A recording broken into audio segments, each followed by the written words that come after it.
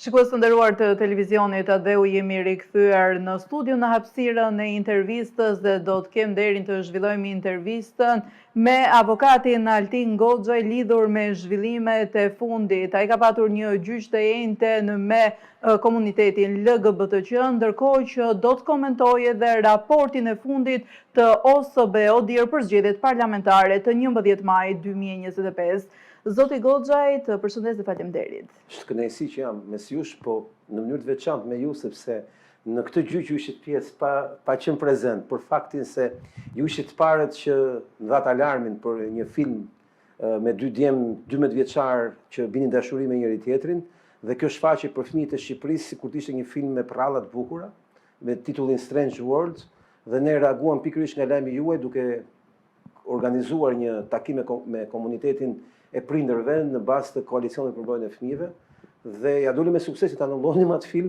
por të njëjtën fituam edhe gjyqin përballë Komisionit për mbrojtjen e diskriminimit dhe disa OJF-ve të komunitetit LGBTQ. Të njëjtën pra u zhvillua gjyqi kundrejt edhe LGBTQ-s dhe sapo e konfirmove që keni fituar gjyqin. Çfarë ndodhi në seancë? Pra morën pjesë pala kundërshtare? Kjo palë kundërshtare që mund ta quajmë kundërshtare të fëmijëve, jo të timen, mori pjesë në një protestë që ata e quajnë parada gay me postrin tim me sharë, që ishte postri me lektorët e tundit fort gjatë gjithë protestës, po nuk u paraqitën gjyq se nuk e përballojnë dot emocionalisht të vërtetën e hidhur që ajo çështje që ne ngritëm dhe e mbrojtëm është një çështje të drejtave bazë të fëmijëve që ata kanë për detyrë të mbrojnë, dhe ata kishin shkelur. Dhe në atë gjyq u vërtetua dhe nga mos pjesëmarrja e tyre që ata nuk kanë se çfarë thonë, përveç se të ushtrojnë presion në sistemin e drejtësisë dhe të bëjnë raporte ndërkombëtare fake, sikur ata janë të diskriminuar. Mund ta them me plot gojën, kjo është një fitore për gjithë prindrit, sepse që nga ky moment asnjë kinema dhe televizion do kenë vështirë të trajtojnë tema të tilla duke bërë propagandë lavazh truri për agjendën LGBTQ për fëmijët e vegjël. Nuk mundet dot të bëjmë propagandë televizive dhe në kinema, apo në libra, për fëmijët pa konsensun e prindit e parë. Dhe një nga çështjet kryesore që ne ngritëm në këtë histori ishte që askush nuk ka të drejtë të ndërhyjë në jetën e fëmijëve pa lejen e prindit. E dyta është që askush s'duhet guxojë të seksualizojë fëmijët, të trajtojë ata si subjekte të agjendave seksuale të komunitetit LGBTQ, siç ndodhi në këtë histori ku OJF-t të cilat bëjnë para me shumicë, duke shpikur në Shqipëri diskriminim që nuk ka, Shqipëria është vend unik dhe unë e provova edhe në sallë gjyqit, që në gjithë Ballkanin ne jemi vende ku në raporte e policisë prej 15 vjetësh nuk ka asnjë rast të dhunës fizike ndaj anëtarëve të komunitetit LGBTQ për shkak të orientimit tyre seksual. Të vetme dhuna që ekzistojnë në dosje policisë ato midis tyre, po asnjëherë për shkaqe të orientimit seksual nga heteroseksuale. Dhe Shqipëria është një vend, si thosh, që nuk mund trajtohet si një vend diskriminimi. E treta që është shumë e rëndësishme, dhe unë besoj që kjo vlen për gjithë prindrit, është që prindrit shqiptar duhet të jenë vigjilent, sepse kjo agjendë vetëm sapo ka filluar. Në atë sallë gjyqi nuk erdhën, edhe sepse mungojnë paratë e USAID-it.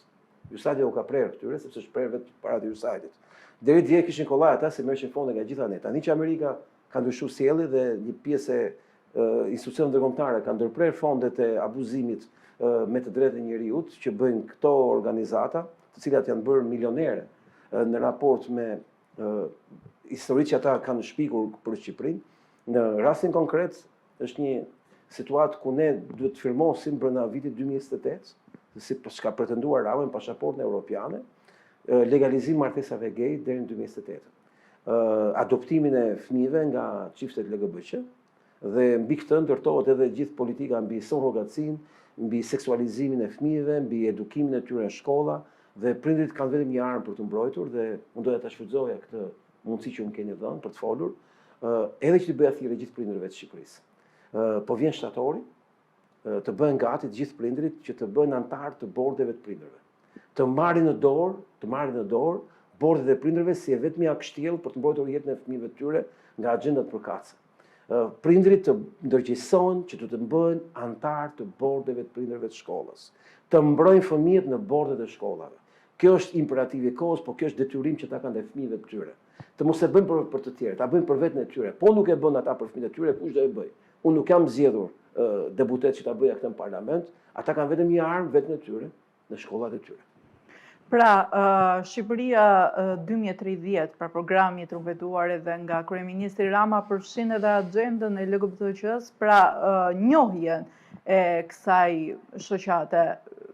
Ti si avokat, si Altin Goxhaj, cila është thirrja juaj për gjithë prindërit shqiptar që të kenë një mënyrë zgjidhje të kësaj situate, pra që të mos ta pranojnë këtë lloj situate, e cila na favorizon pasaportën europiane? Favorizimi i pasaportës europiane është një mashtrim i madh, nuk kena për ta pa kurrë me sy. Për aq kohë sa vazhdon kjo histori siç po vazhdon në Shqipëri, unë nuk besoj fare që ekziston një shans që Shqipëria të bëhet anëtare e BE-s deri në 2030. E dyta, unë nuk jam pro-europian, jam euroskeptik nga pikpamja ideologjike, ne përfaqësojmë një forcë konservatore e cila njihet edhe po të hapësh tash Wikipedia ka shkruar që Partia Aleanca Konservatore për Shqipërinë e ka shkruar aty që është euroskeptike, por unë besoj një gjë tjetër që është më e rëndësishme. Unë besoj që shqiptarët janë përballë një rreziku të jashtëzakonshëm ku kanë ngelur shumë pak armë në duar. Rama ka 83 vota, 73 të PSD-s bëjnë 86. Shto dhe këtë Shabanin me Tikun që janë votë e Soros dhe dihet që janë pro agjendave LGBTQ, bën 87. Shto edhe këto partitë e tjera të Arlind Qorrit që ka dhe ai një votë, mbalo bën 88. Çfarë bën Rama me 88 vota? Ndryshon kodin e familjes, ndryshon çdo lloj ligji dhe të gjitha janë të shprehur pro agjendave LGBTQ. Shqiptarët pra e kanë humbur betejën me parlamentin për shkak se parlamentin e ka marrë Sorosi, po e quaj. Ajo që u ka mbetur shqiptarëve është të paktën të mbrojnë shtëpinë e tyre. Si mbrojnë shtëpia e tyre? Mbrojnë në shkollë. Pra, unë besoj që lufta për të marrë bordet e shkollave duhet të jetë imperativ i kohës për çdo prind që na ndjek, që na dëgjon. Duhet të bëj çmosi të zgjidhet në bordin e shkollës. Është i vetmi vend ku mund të mbrojë shtëpinë e tij, ku të mbrojë fëmijën e vet dhe fëmijët e gjithë shqiptarëve.